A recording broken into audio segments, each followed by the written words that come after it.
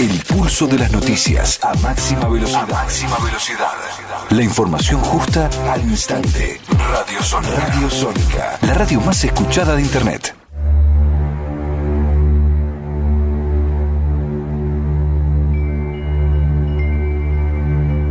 Bienvenidos nuevamente a Biosfera en Radio Sónica, la radio más escuchada de Internet. Tengo el gusto, el honor, la alegría de estar recibiendo a mi invitada. Primero voy a hacer una pequeña presentación.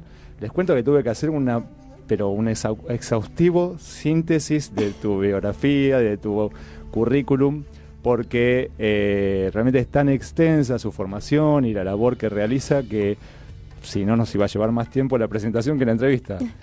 Les cuento que ella nació en Buenos Aires, es actriz, cantante, narradora, creadora de la Escuela de Lectores Narradores Sociales, capacitando narradores en todo el país y en el exterior. Es presidente de Argentina Narrada Comunidades, Libros, Asociación Civil. Es maestra normal nacional y profesora de educación inicial. Trabaja como profesora de teatro y narración oral en diversas universidades y centros educativos. Creó la primera biblioteca oral circulante en 1992 que llamó El Ñaque Argentino. Recorre el país y el exterior realizando recitales y talleres para niños, jóvenes y adultos. Trabaja para la Dirección de Bibliotecas y Promoción del Libro y la Lectura de la Provincia de Buenos Aires. Sus propuestas reciben avales significativos de ABGRA, Biblioteca del Congreso de la Nación, entre otros. Recibió el premio Pregonero de la Fundación El Libro y el premio ADEPRA en Arte y Cultura. Bueno, recibió múltiples premios y menciones por su labor en Argentina y en otros países. Entre ellos fue nombrada Embajadora de la Paz, recibiendo la bandera de la paz en el Senado de la Nación por la Fundación Mil Milenios de Paz. Realizó el proyecto Caminata por la Lectura, Leer, Despierta la Voz, en 4 ciudades de México con una importante participación comunitaria. Con importante convocatoria también la realiza en Argentina desde el año 2010. Es autora del libro Laboratorio de Lectura y Narración Social, Pedagogía del Libro Hablado, entre otras cosas. Tengo el gusto, el grado y el honor de presentar a una persona que estimo mucho y que admiro por su labor. Bienvenida, María Eguis. ¿Cómo estás? Hola, bueno. ¿Eguis o Eguis? Eguis, yo digo Eguis, además le puse acento. No tenía acento, pero yo se lo puse. Así que ahora es Eguis. María Eguis. Bueno, feliz día de los enamorados. Sí, además estoy muy enamorada, así que puedo festejarlo, sí. Lo sé, me consta. Y muy enamorada de tu trabajo, evidentemente también, de tu labor. Sí, la verdad que sí. Bueno, te agradezco muchísimo el espacio, mucho además la intención del espacio y todo lo que vos realmente movilizás desde estos lugares que tienen que ver con encuentros distintos entre la gente, que por ahí no son los convencionales ni los que pululan socialmente, y uno, bueno, está trabajando. Quizá ese sea el amor, la pasión o la urgencia para otro tipo de espacios que quiere recrear, ¿no? Así que bueno, también comparto mucho tus espacios porque soy alumna tuya. Así es, bueno. En yoga, y lo digo, y bueno, veo todo ese mundo que vos querés transmitir y transgredir hacia algo nuevo. Así que bueno, compartimos esa... Sí, me parece que esto es bueno, generar estos espacios, que está muy bueno y es muy necesario en la actualidad, ¿no? Generar estos espacios de difusión de, como dije en la presentación del programa, de hábitos saludables, ¿no? Como vos nos hablar ahora de, también de la lectura y de la narración, pero estos espacios donde se pueda difundir realmente espacios, hábitos saludables, ¿no? Una buena práctica, la práctica del yoga, la alimentación saludable, la ecología, defensa del medio ambiente, defensa de los derechos de los animales, entre otros, cada uno desde su lado, desde su grupo de trabajo, desde su interés, pero generar espacios donde se puedan compartir buenos hábitos, ¿no? Y generar buenos que tengan que ver con la ética, con una conducta amigable, amorosa. Hoy que estamos en el Día del Amor, también vamos a hablar mucho del amor. Así que Desde ya para empezar, te voy a ir preguntando cómo surge en vos el proyecto de la Escuela de Lectores Narradores Sociales. Bueno, tiene mucho que ver con todo esto que estás diciendo. En realidad surge de mi mamá. A ver, las cosas, viste, siempre surgen de la infancia, siempre tienen algún antecedente adentro nuestro que después, bueno, llevamos durante toda la vida. Mi madre nació en un lugar muy pobre, en Uruguay, pero lindando, diríamos, la pobreza extrema. Y bueno, eran 2 hermanitos en ese momento. Mi madre fue adoptada y mi tío no. Mi tío anduvo de reformatorio en reformatorio con una situación de vida muy difícil. Recién aprendió a leer en su adolescencia. Y bueno, la vida lo llevó a ser cantante de tango, a gustarle mucho la poesía, y tuvo una vida hermosa finalmente, justamente por este gusto, ¿no? Que ahora voy a desarrollar. Mi madre fue adoptada a los 7 años por un matrimonio que la quiso muchísimo y que le dio todo lo que un niño puede necesitar en necesidades y en afecto. Pero a los dos los unía algo, el gusto por el canto y la poesía. Incluso uno los veía de grandes sentados y era como un café concert verlos, porque todos cantaban, y la poesía formaba parte de sus vidas. Y mi tío siempre decía que si no hubiera sido por el canto y la poesía, él hubiera sido un asesino. Entonces, mira vos, qué extremos. Claro, entonces yo viví muy fuertemente que diríamos, el arte no es un adorno. El arte es una gran posibilidad y un gran horizonte por el cual la gente puede empezar a tener motivos que lo trascienden y puede trascender las realidades más duras. Se ha visto, no sé, en campos de concentración que un libro salvaba gente, es un libro en la oscuridad porque permitía generar imaginarios. Y cuando el imaginario está en otro lado, yo puedo estar en un montón de lugares maravillosos y transgredir desde ese lugar o transformar la inmediatez de la realidad que me rodea. Entonces, bueno, mi mamá, en cambio, esta circunstancia se transformó, bueno, cuando uno sufre mucho de chico, te desarrolla una gran sensibilidad, claro. Y ella la volcó en la lectura de los libros. Entonces, cuando éramos chicos, el libro que ella leía nos sentaba delante, no se conformaba con leerlo ella, nos sentaba y nos lo leía. Y no nos preguntaba si teníamos 8 años, 10 años, si nos gustaba o no nos gustaba. Lo leía y lo leía apasionadamente y lloraba. Y realmente eso, yo creo que después me dediqué a profesionalizarlo. La emoción de mi mamá con el libro es lo que a mí primero me acercó a la literatura más maravillosa, porque por suerte le gustaba buena literatura. Bueno. Entonces los grandes poetas españoles, Romén Rolán y demás.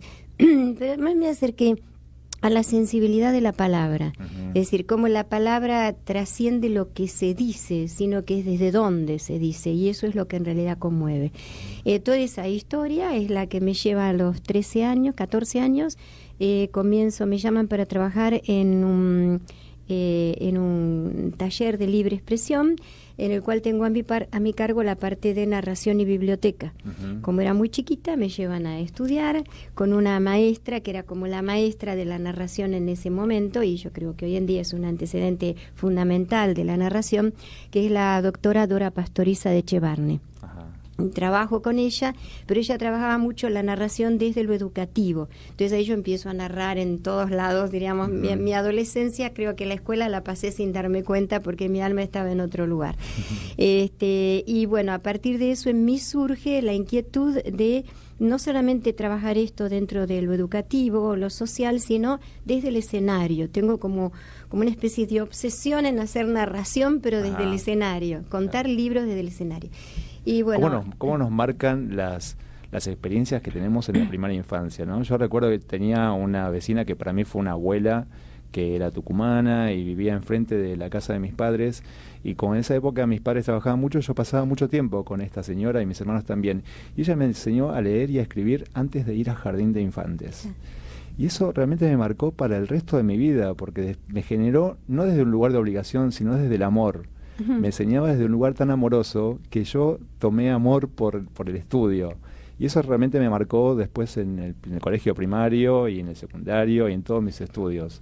creo que realmente es tan importante, ¿no? Las experiencias que tenemos en la primera infancia, como contás vos también. Que y te además, marcó. lo que decís, ¿no? Lo que te marcó no fue el leer y escribir, es el amor con el cual eso estuvo imbricado, ¿no? El vínculo es el que favoreció un aprendizaje. Exacto.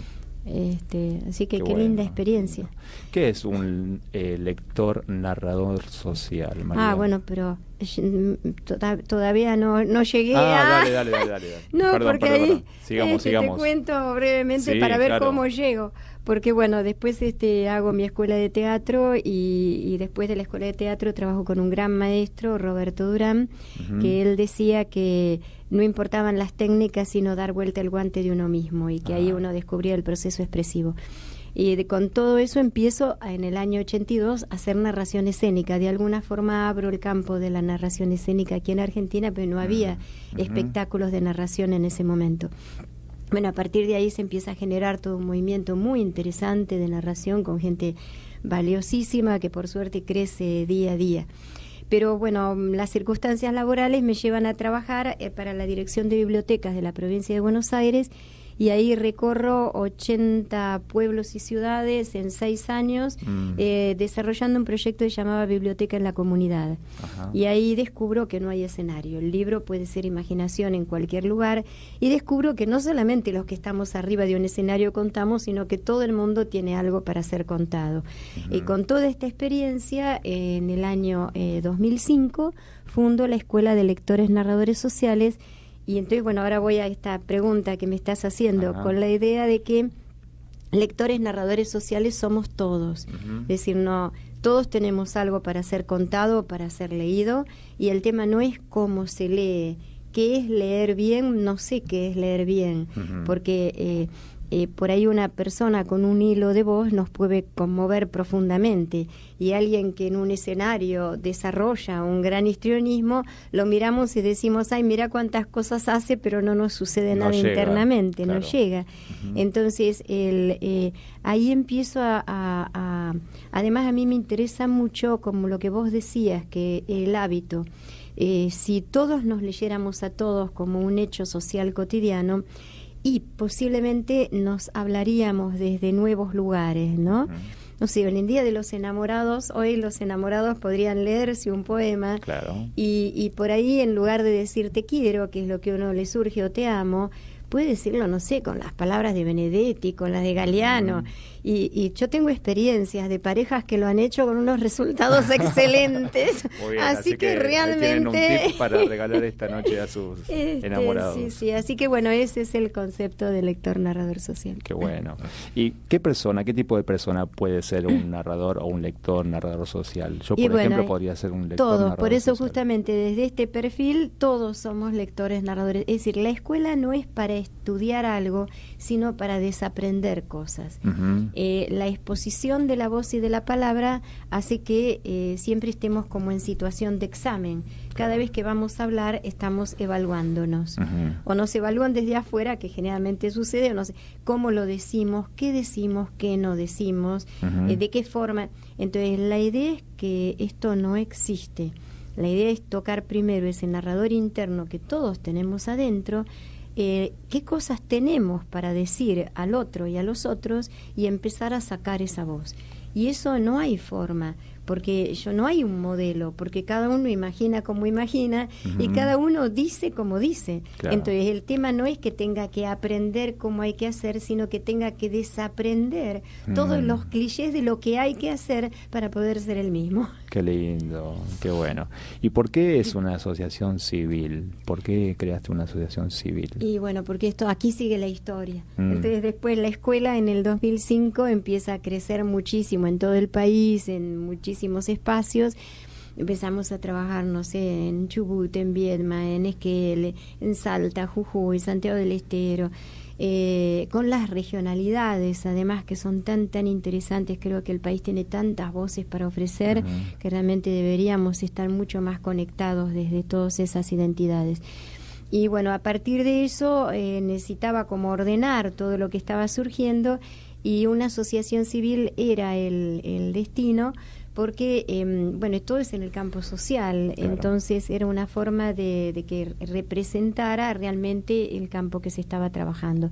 Entonces ahí en el 2009 surge Argentina Narrada, Comunidades y Libros, que como empecé a desarrollar muy fuertemente el concepto de lectura y narración social, hoy es Argentina Narrada, Lectura y Narración Social, y en diciembre del año pasado, del 2017, ya se ha creado la red de lectura y narración social, porque ya no soy yo, sino que desde estos conceptos y desde esta metodología hay multiplicadores que están trabajando esta línea de la escuela. Ajá.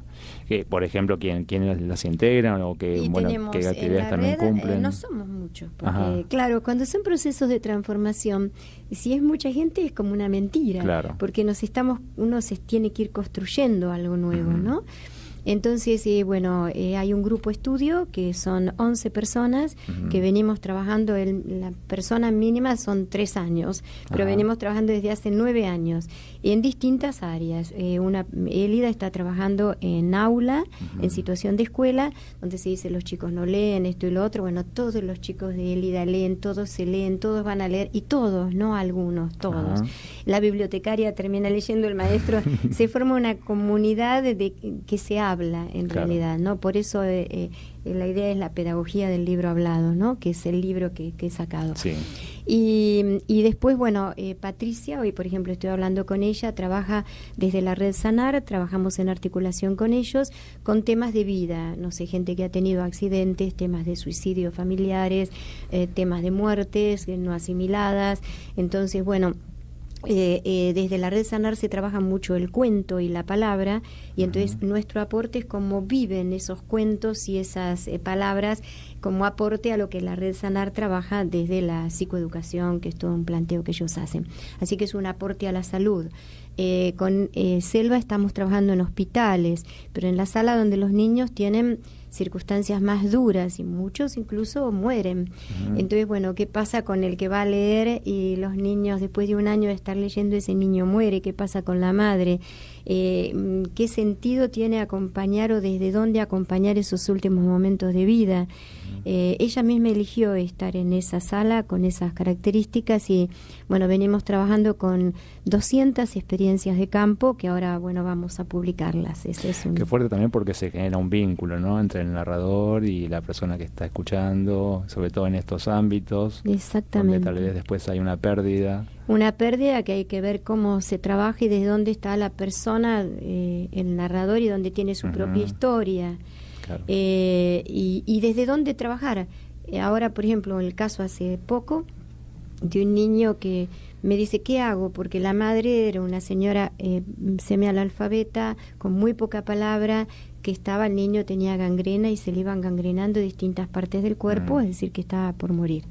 Y la madre no hablaba, y la madre la miraba a Selva, y entonces dice, ¿qué hago? Me dice Selva. Entonces le digo, tenés que leerle a la madre también, porque la que por ahí más necesita en este momento apoyo es la madre. Entonces empezamos a trabajar desde una lectura con la madre, con el hijo, y con compartirle cosas, y el niño entra en terapia intensiva, Selva no puede entrar, y cuando el niño muere, la madre le agradece muy especialmente porque dijo que en esos últimos momentos ella le pudo leer y contar cuentos a su hijo.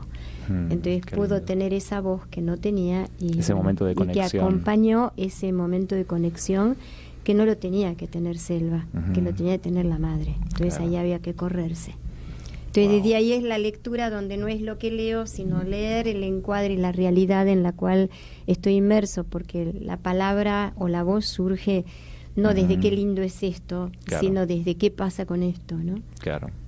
¿Y qué actividades, por ejemplo, también realizan más allá de estar en hospitales? Bueno, estamos con Mauro trabajando todo un proyecto de bibliotecas en toda una región, en Mercedes, San Andrés de Giles, todas las bibliotecas se leen a todos, se ha armado una movida donde el año pasado el intendente terminaba leyendo en las supervisoras, es decir, todo el mundo compartiéndose en una cosa realmente y auténticamente comunitaria. Claro. Después otra de las personas está Ana María, está yendo a contar en escuelas de islas, que es otro panorama y otra fisonomía. Fabiana está en Esquel trabajando con escuelas rurales en medio de la montaña. Bueno, puedo hablar así de... Sí, y después de está la Caminata por la Lectura, que es un proyecto que viene desde el año 2010, que ya hay 35.000 personas aproximadamente que han caminado desde distintos lugares del país. ¿En qué consiste la caminata? La caminata la lancé en el año 2010 y es, primero, es de varios meses. Hay una primera parte donde hay videos de capacitación virtuales que se acercan a todo el país, es libre, gratuita. Entonces la gente a partir de esos videos se capacita comunitariamente para organizar acciones de lectura. Y empiezan a donarse lecturas unos a otros. Entonces a donar lecturas en la escuela, en el hogar de niños, en la radio, en todos lados. Entonces después todos los que se donaron lecturas y que estuvieron felices con esa experiencia, entonces deciden reunirse en una caminata un día para festejar y celebrar lo que les pasó e invitar a la comunidad a que se sume. Entonces la caminata no es un día, son los pasos y el caminar que lleva a este caminar permanente de una comunidad en la voz de los libros en la voz de la gente, ¿no? ¿Y qué tiene que hacer quien quiere formar parte de la Argentina Narrada o de las caminatas? Claro, las caminatas es muy simple. Si se entra en la página, pues no sé si... Sí, claro, decila por favor. Que es, gracias, es www.argentinanarrada.org.ar. Si se entra en la página, ahí hay un lugar donde puede inscribirse en la caminata, que puede ser una escuela, un grupo de chicos o 4 amigos, diríamos. Que sientan gusto de ir comunicando que leerse algo es un hecho de comunicación y de encuentro con el otro. Y después, bueno, para las capacitaciones, para todo eso también pueden encontrar información en la web. Y bueno, ahora como inauguramos la red, también puede estar todas estas multiplicadores que están en el país. Así que también el que está en algún lugar del país puede acercarse a esta gente que está, a este grupo que está multiplicando desde esta línea de trabajo. ¿Dan capacitaciones también online? La capacitación es online, tenemos una plataforma, trabajamos con todo el país desde todo tipo de espacios, ¿no? Así que bueno. ¿Y qué es la Red de Lectura y Narración Social Argentina Narrada, que tiene como sigla OSC? Claro, la red es toda esta gente que te estoy comentando, que vos dirás, bueno, pero está la promoción de la lectura, están los cuentacuentos, pero... ¿Viste? Porque a veces uno dice, la palabra innovador puede ser una gran mentira. Claro. Y uno puede pensar que está haciendo algo nuevo y en realidad está haciendo más o menos. Yo creo que uno está volviendo a la naturaleza. Y a veces volver a la naturaleza extrañamente parece algo nuevo. Yo he llegado a esa conclusión. Entonces, en realidad, lo único que proponemos como escuela, diríamos, lo único que estoy proponiendo es recuperar el simple gesto de la lectura, el simple gesto de leerle algo a alguien, porque me parece que es un gesto profundamente ético. Yo tengo que volcar mi interior hacia alguien, tengo que aceptar lo que el otro pueda escuchar o no escucharme. Es decir, tengo que aceptar el registro que el otro tiene de lo que yo estoy volcando. Y el otro tiene que escuchar lo que estoy diciendo. Entre los dos se crea algo donde la lectura no empieza ni termina en uno ni el otro, sino que es lo que se va creando entre los dos como algo nuevo. Claro. Porque la lectura no es lo que leo, sino lo que se escucha. Y se escucha desde distintas personas y se crea... Entonces, desde ahí me parece que hay una ética del registro del otro que en este momento en el mundo me parece que es altamente necesaria, porque se están creando muros entre la gente, o la gente cada vez, las redes parecería que conectan, pero muchas veces las redes dejan en soledad a mucha gente, claro. O se muestra lo que se quiere mostrar convencionalmente, pero la interioridad queda a un lado. Sí, debe ser una actividad bastante difícil en este momento justamente, ¿no? De tanta tecnología, como decís vos, de tanta conexión por las redes, pero falta ese contacto humano, ¿no? Después se apaga el aparato que nos conecta virtualmente y seguimos quedándonos solos, ¿no? Y faltó todo ese contacto humano que es lo que realmente nos enriquece. Claro, pero fíjate que la gente se conoce chateando, pero después viaja, cruza el océano para poder tocarse, mirarse y saber quién es. Claro. Es decir, que hay un lugar donde el contacto es inevitable, entonces el tema, yo digo, no es que el padre tiene que leer un libro, por ahí lee en el telefonito y se tiró en la cama con el hijo y le está leyendo desde el telefonito un cuento lindísimo o no, o lo que tiene ganas. Pero el tema es que no se pone a leer con el hijo. El tema no es el soporte. Si lee en la computadora donde lee. Claro. Y ahora nosotros nos fuimos de vacaciones y mi esposo, que vos lo conocés, me leyó un cuento maravilloso y lo leyó en la computadora. Y no tuve ningún problema en imaginarme porque venía de una computadora, al contrario. Entonces, me parece que estamos agarrándonos de los soportes porque tenemos mucho miedo del riesgo con el otro. El otro es siempre un riesgo. Ok. ¿Querés contarnos un poco qué contás en el libro Laboratorio de Lectura y Narración Social? Bueno, el Pedagogía del libro hablado. Pedagogía del libro hablado. Bueno, el libro lo que intenta es el libro yo lo empecé a escribir hace 10 años y lo dejé de escribir. Porque lo llevé a la editorial con un capítulo que después modifiqué totalmente y no aparecí más por la editorial. Entonces, cuando aparecí hace poco, el año pasado, me dijeron, no, volviste, porque necesité 10 años para escribirlo, porque cuando fui a la editorial yo tenía una experiencia en campo, pero para que algo sea, tiene que uno trascenderlo de uno. Claro. Tiene que ver si eso funciona en otros para que realmente adquiera la categoría de que algo no depende, del personalismo con que uno lo esté realizando, sino que sean como conceptos o metodologías de trabajo. Entonces, estos 10 años trabajando con multiplicadores y formadores me permitió escribir una fundamentación de lo que es lectura y narración social, una metodología de trabajo y una fundamentación en campo. Entonces, todo eso es lo que está en el libro, que además está como ese proceso de espiral nos va llevando a ese silencio interno, a encontrar nuestra voz, a salir desde ese narrador, a ver cómo nos encontramos con los otros. Desde ahí vamos a tener voz y vamos a saber qué decir y cómo decirlo, y si no es una mentira. Claro. Evidentemente te ayudó mucho también tu formación como actriz en la forma de narrar, porque la verdad que no solamente viendo tus videos en YouTube y en Internet, uno se queda como anodadado, ¿no? Porque realmente contás la forma desde un lugar de tanta pasión y con realmente se siente que estás ahí y estás experimentando lo que estás escuchando, ¿no? Y no solamente en Internet, sino en este momento, te escucha con tanta pasión. Por eso cuando te presenté, realmente, te lo digo de corazón, sos una persona que admiro por la pasión que pones y por el amor que pones en tu labor y en todas tus actividades. Se nota que lo haces desde el corazón y que encontraste, por eso también te quería presentar como un ñana yogi. ¿Sabías vos que sos un yogi ñana? Sí, el ñana yoga es el yoga del conocimiento. O sea, se puede llegar a la autorrealización o al autoconocimiento mediante el autoestudio, mediante el estudio y mediante como el estudio como método de autoconocimiento, ¿no? Y además vos no solamente estás usando la lectura y el estudio como autoconocimiento, sino que integrás a un montón de gente y es increíble, tal vez no tengas mucha conciencia o sí del el impacto que puedes llegar a tener en la vida de mucha gente, ¿no? No solamente de los que están escuchando las narraciones, sino de quienes se acercan para convertirse en narradores.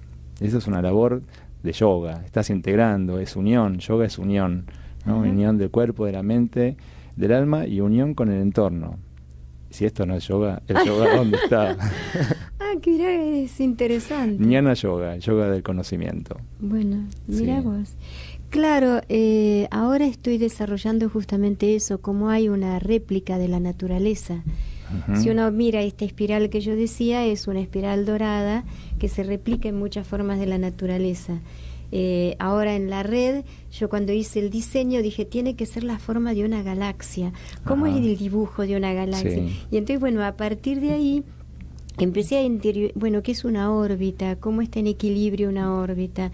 Y empecé cómo es la energía de un átomo. Y en realidad la naturaleza se replica y nosotros somos naturaleza. Entonces hay una naturaleza social que no está ajena a todos los sucesos que no estamos por fuera, no, al contrario, estamos inmersos, ¿no? Totalmente. La medida que entendamos eso, el yoga creo que es un descubrimiento desde ese lugar, ¿no? ¿Y dónde pueden quienes quieran adquirir el libro? ¿Cómo se puede comprar? ¿Está en las librerías o por internet? El libro libro está en Novedades Educativas. Hay si entran en noveduc.com, ahí hay muchísimas posibilidades de compra y ahí pueden buscarlo. Es Laboratorio de Lectura y Narración Social, Pedagogía del Libro Hablado. Y en Noveduc pueden encontrarlo, y si no, en la misma página pueden mandar un mail y nosotros también lo enviamos. Así que bueno, como gusten para acercarse. ¿Y qué propuestas tenés para desarrollar próximamente? Y hay una muy linda, ahora en la Feria del Libro, ya la hemos concretado. Va a haber el lanzamiento de la 9ª Caminata por la Lectura desde el stand de la Biblioteca del Congreso de la Nación. Y bueno, se va a hacer una recorrida con escuelas de adultos por la feria y con el lanzamiento de un proyecto que ganamos el Premio de Arte y Transformación del Fondo Nacional de las Artes, que es el microrrelato social. Es el microrrelato, pero desde la lectura y narración social, que no es solamente la palabra, sino la voz del que lo dice. Qué bueno. Sí. Bueno, felicitaciones, María. Realmente te agradezco que te hayas acercado hasta aquí, hasta el estudio de Radio Sónica. Realmente fue muy, muy enriquecedor este encuentro. ¿Y querés comentarnos nuevamente las redes la página de Argentina Narrada? Sí, así quienes quieren acercarse pueden tomar nota. Sí, es www.argentinanarrada.org.ar. Perfecto. Bueno. Muchas gracias, María, por Al contrario, Víctor, gracias por todo, además. Por favor.